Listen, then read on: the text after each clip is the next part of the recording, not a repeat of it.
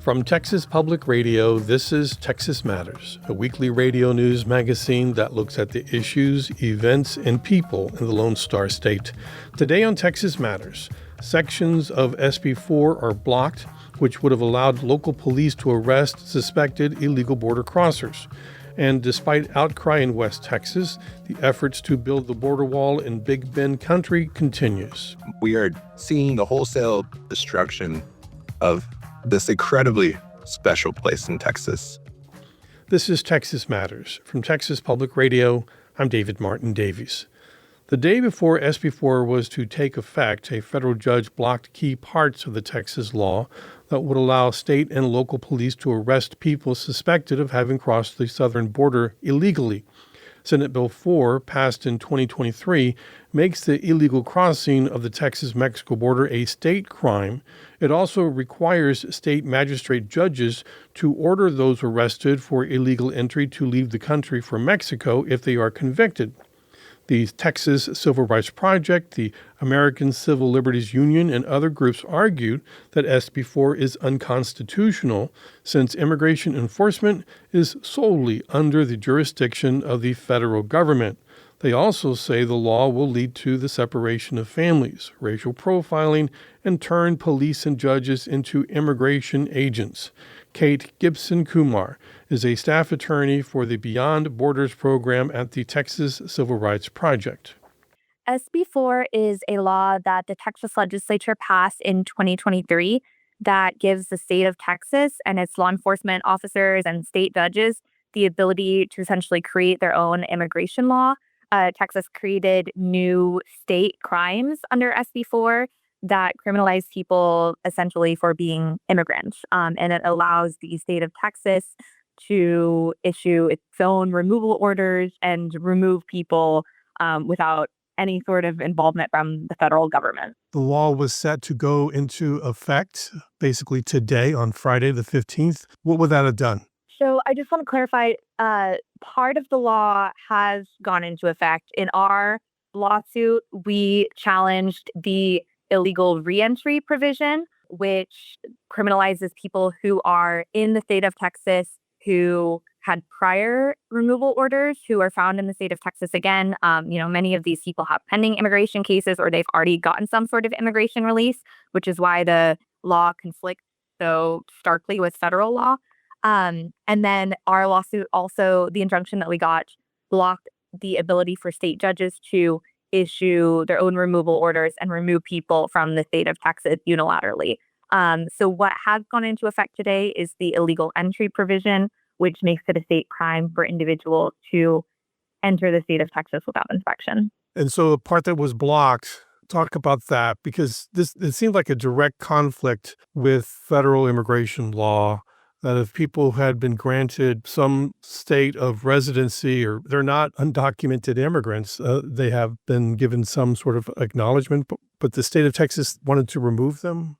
Yeah, so what's incredibly incorrect and unlawful about, there's a number of things, but about the reentry provision in particular, it has no affirmative defenses to the state crime. And so theoretically, somebody who has a prior removal order in the state of Texas, this is very possible under federal immigration law for somebody to have a prior removal order and then still later be able to, come back to the country and eventually get immigration status, eventually become a lawful permanent resident, and eventually become even a U.S. citizen. Having a prior removal order doesn't preclude you necessarily from all forms of immigration relief.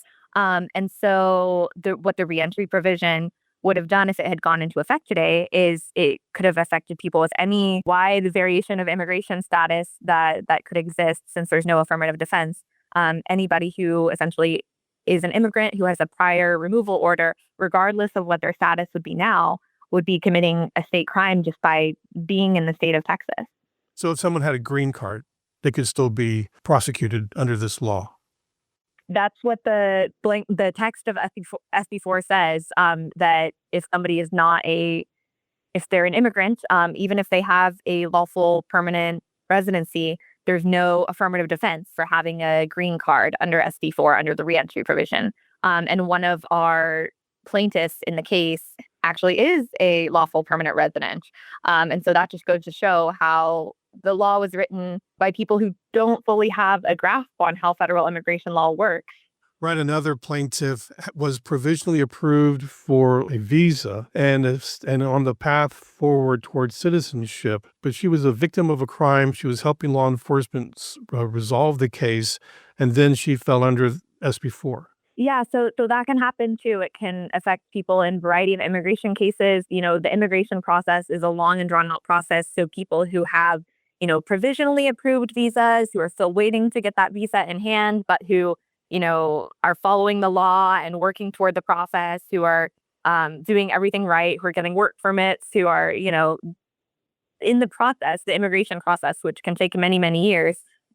Those people who are in the process at any stage, and even up until the point when they have their lawful permanent residency, there's nothing in SB4 that says the law wouldn't apply to them. There's no affirmative defenses. And so absolutely. Kate Gibson Kumar is a staff attorney for the Beyond Borders program at the Texas Civil Rights Project.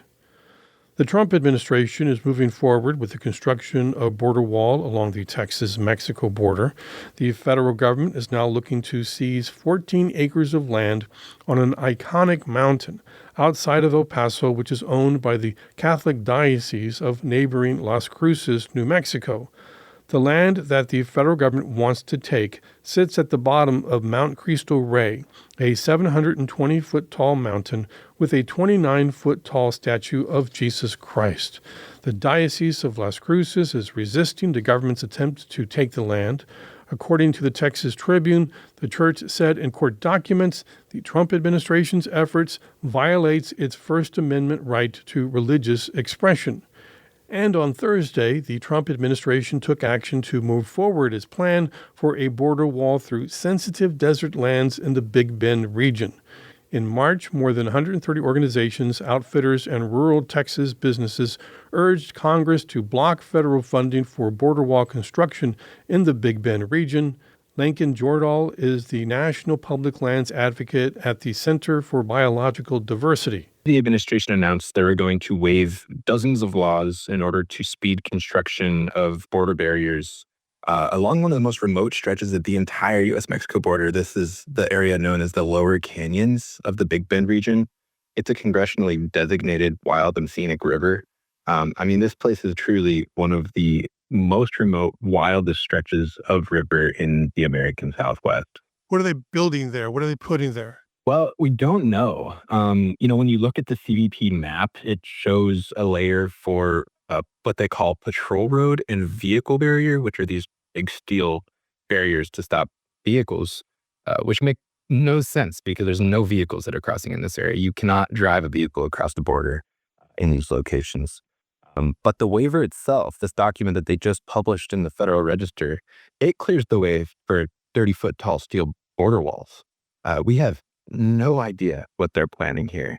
And that has been the thing the entire length of this project. Since we started seeing them start build walls in the Big Bend region, there's been zero transparency. We've seen this map be updated all the time and changed all the time. We cannot trust that map. But today, this document in the Federal Register actually says it clears the way for them to build border walls, not just vehicle barriers. So this has attracted attention. There are Republicans in the area who are opposed to this border wall project because they see this as not making any sense financially, doesn't do anything for border security, and they think that this is harmful to the region. Is that correct? 100% correct. It's a total boondoggle. It makes zero sense. Immigration apprehensions are at record lows, and the Big Bend sector has the lowest number of apprehensions of anywhere along the border. So this makes a little sense anywhere, but it makes absolutely no sense along the extremely remote stretch of river, a wild and scenic river in the lower canyons in Big Bend.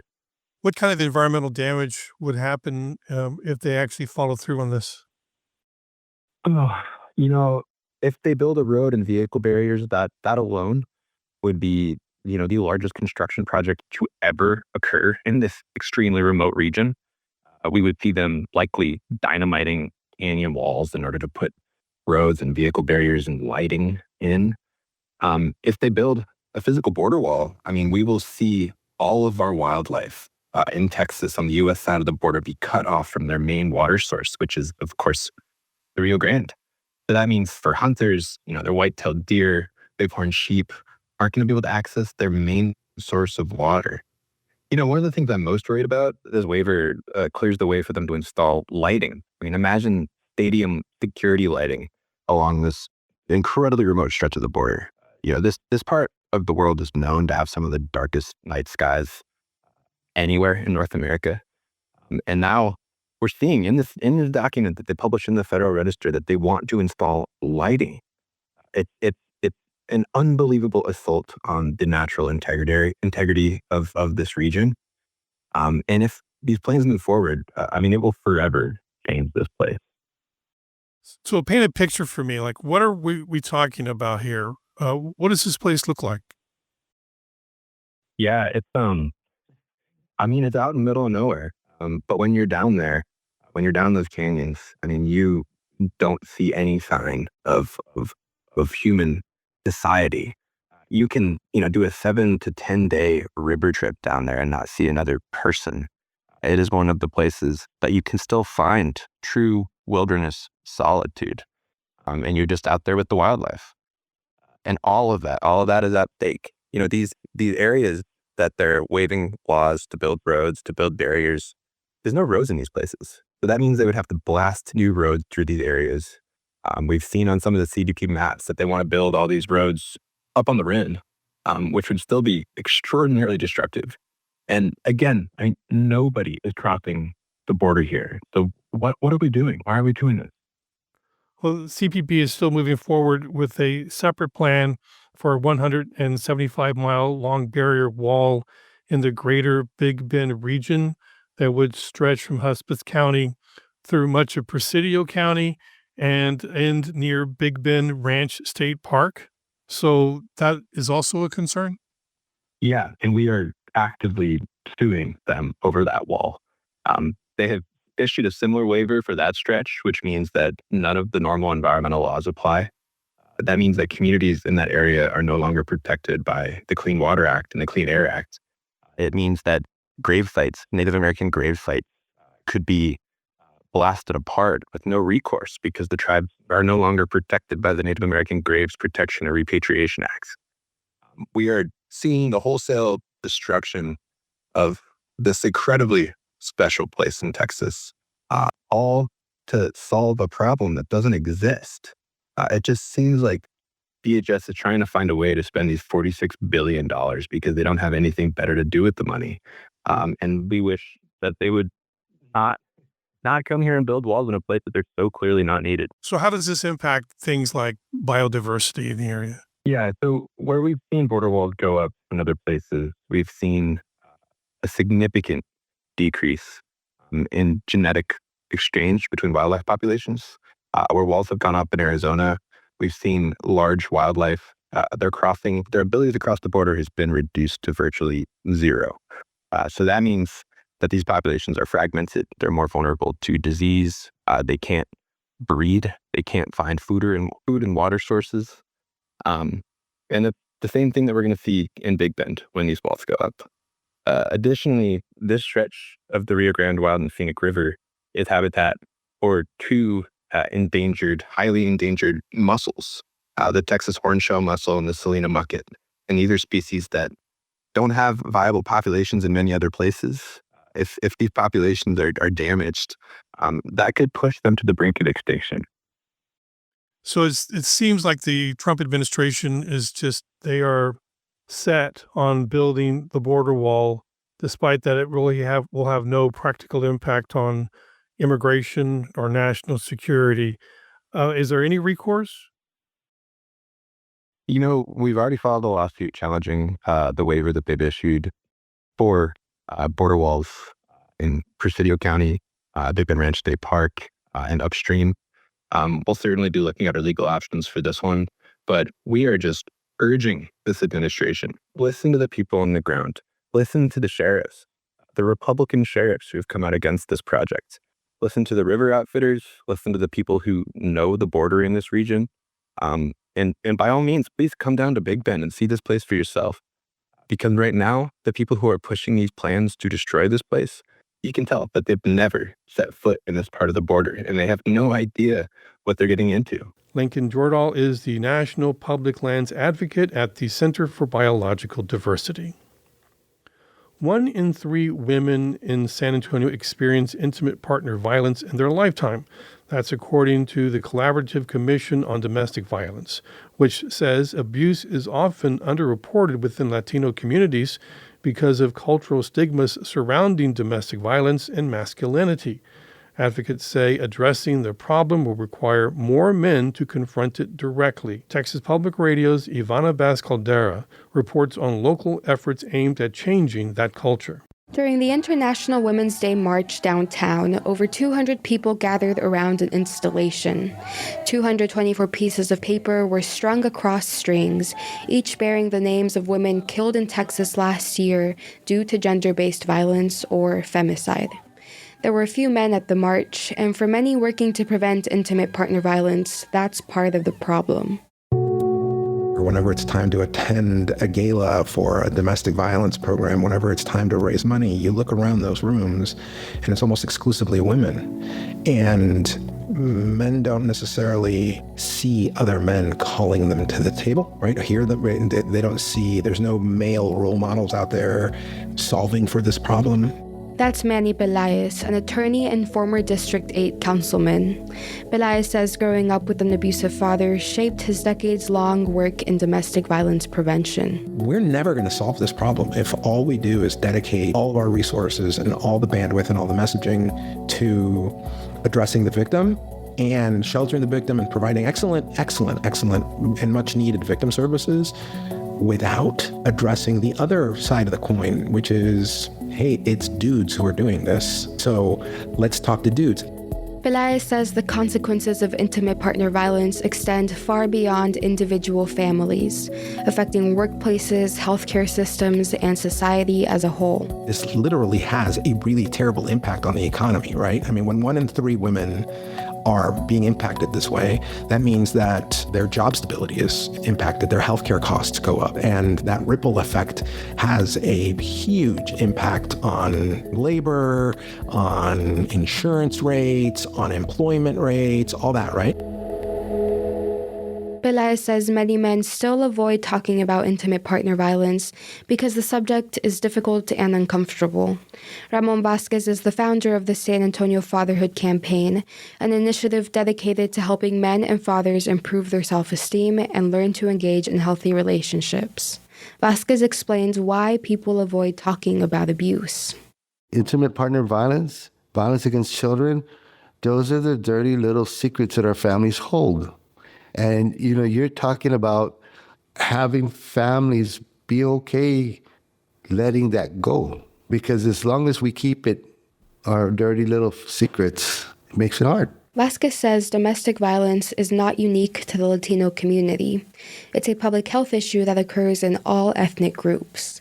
Because of the large Latino population in San Antonio, the campaign works closely with students to redefine machismo, the Latino cultural construct of exaggerated masculinity. Vasquez says that to redefine machismo, the program teaches guys about the difference between maleness versus manhood. Manhood is about responsibility. It's about accountability. It's about being someone of your word.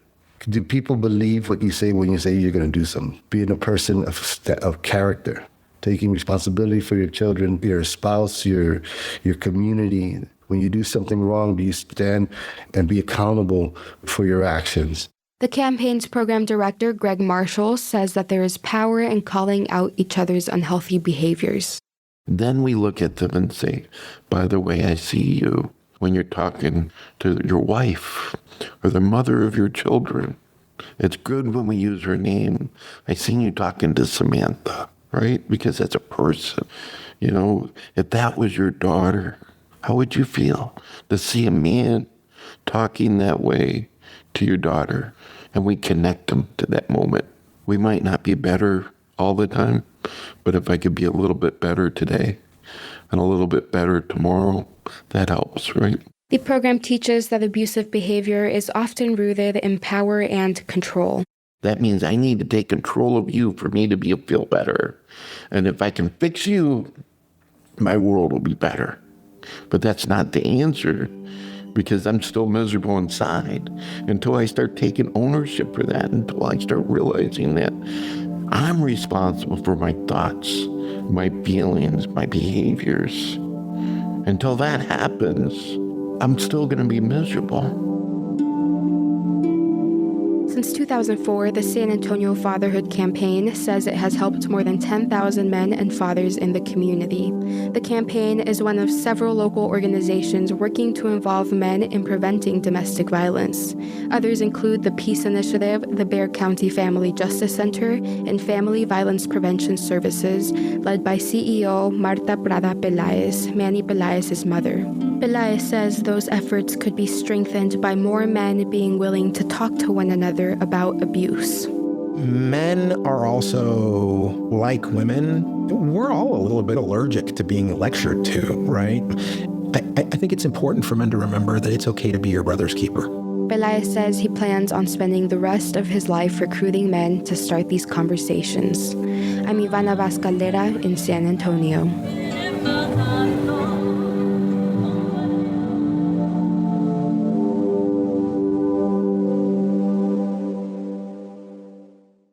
As the price of oil rises, so does the problem of oil wrestling. That's the theft of crude oil, a crime that's been part of the Texas oil patch since the earliest days of wildcatters. But today, officials say oil field theft has grown into something more organized, more dangerous, and more costly. In March of 2025, an oil pipeline exploded in the night sky over Reeves County in West Texas. Investigators said it was the result of oil thieves trying to tap into a pressurized pipeline. They cut into the pipeline and tried to tap directly into the main pipeline. That's Tim Murphy with the Texas Department of Public Safety, testifying recently before the Texas House Energy Resources Committee. It sparked and it blew. They blew up everything in the area, but the pipeline burned for several days. Murphy said this was an example of oil field theft that went horribly wrong, but it could have been much worse. The massive fire was contained before it reached a more populated area. Officials say the incident shows how oil field theft has become more than a property crime. It is a serious threat to workers, nearby communities, and critical energy infrastructure. And in West Texas, virtually anywhere you look is critical energy infrastructure. The Permian Basin provides about half of the nation's oil. The vast, flat, dusty landscape is populated with pump jacks, oil storage tanks, and drilling pads. Each one is a tempting target for a thief. It's like any other commodity. When the price is high, they just get sexier. That's Jim Wright, chairman of the Texas Railroad Commission, the state agency that oversees oil and gas production. Wright says the thieves are often sophisticated. They're cloning these trucks. They can take a truck and get a full load of oil and not be noticed. Wright says criminals paint tanker trucks to look like legitimate oil field service vehicles. So as they go through these remote ranches to get access to that oil, they go unnoticed. The stolen crude is sold through a broker who sells it onto the market. He says the theft is happening across Texas. About 40% of the industry has experienced some sort of theft. And so I've heard that number could be as high as $1 billion on an annual basis. Wright says the problem is growing, and recent criminal cases show the scale. In April, federal prosecutors announced that 14 people from Texas and New Mexico had been indicted in an alleged crude oil theft conspiracy. The indictment alleges crude oil was siphoned from producers in southeastern New Mexico and then transported across state lines into Texas for resale. Sheriff Stan Parker of Howard County in West Texas says he doesn't have the manpower to deal with the problem. Our county alone gets probably over 1,500 barrels of oil reported stolen every month. Parker says the oil thieves know the oil drilling business, and law enforcement does not. Our problem is we don't know who's supposed to be there and who's not.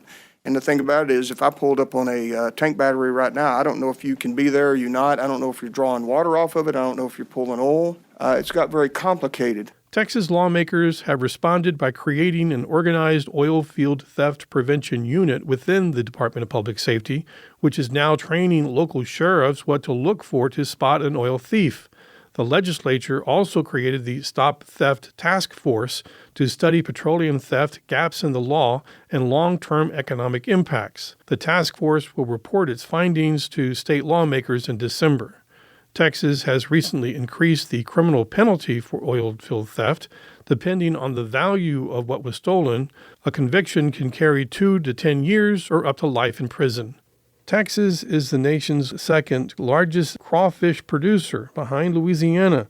Despite a slow start to crawfish season this year due to a late freeze, Texas farmers brought in a plentiful harvest, as the state has had its warmest winter on record since 1895. Houston Public Media's Natalie Weber tells us these warmer winters have caused a shift in when crawfish farmers begin their season. Wearing a camouflage wetsuit, long rubber boots, and a baseball cap, Christian Burns steers his fishing boat into a rice field in Anahuac, about an hour east of Houston. He's working for his cousin, who owns a crawfish farm here. Burns is harvesting roughly 20 sacks of crawfish daily, enough to feed up to 200 people. He says the harvest in any given year really depends on the weather. Warmer weather means we're able to catch more crawfish just because they're more active. Once the water gets below 50, they don't really do a whole lot of moving around and feeding. As Burns fishes, he dumps the mud bugs, or crawfish, into a tray on his boat. Once it's full, he scrapes the red crustaceans into large mesh sacks. While some of the crawfish will go to a restaurant on the farm, the rest will be sold and cooked at seafood boils and businesses across Texas. Okay, so these are our boilers. Okay, they're custom made, stainless steel in Louisiana. Dominic Mandola is the owner of the Ragin' Cajun restaurant in Houston. He says crawfish season has been plentiful this year. That's due in part to the warmer weather. When there's a freeze, he says that slows down the harvest. There's been some times where we've ran out of crawfish on Fat Tuesday throughout the last 50 years because of the freeze. But while milder winters can help kickstart crawfish season, hotter summers can hurt the harvest. That's what happened 2 years ago, after triple-digit temperatures in the summer and a drought killed off crawfish before the winter fishing season. Mandola says that was unusual. Warmer winters are becoming more common in Texas, according to Assistant State Climatologist B.J. Bowley. Texas winter temperatures have generally been warming up over time, over the last several decades, particularly since about the 1980s. Nikki Fitzgerald is a coastal and marine county resources agent with Texas A&M AgriLife. She says as Texas winters have gotten warmer, she's seen a shift in when crawfish season begins. Now you're starting to see crawfish in December and January. In the early 90s and stuff, crawfish season typically would start at the beginning of March. And as people have really started enjoying crawfish, it's, the warmer seasons have actually encouraged the fishermen to get out quicker. Back in East Texas, Christian Burns says there were only 3 months over the last year where his cousin's farm didn't harvest any crawfish. We're working on building more fields, so we're ever expanding. And as the farm grows, he says they're getting closer to figuring out how to fish year-round. I'm Natalie Weber in Houston. That's it for this edition of Texas Matters. Thanks for listening. I'm David Martin Davies. Email us at texasmatters@tpr.org. You can find Texas Matters wherever you download cool podcasts, and tune in again next week for another edition of Texas Matters from Texas Public Radio.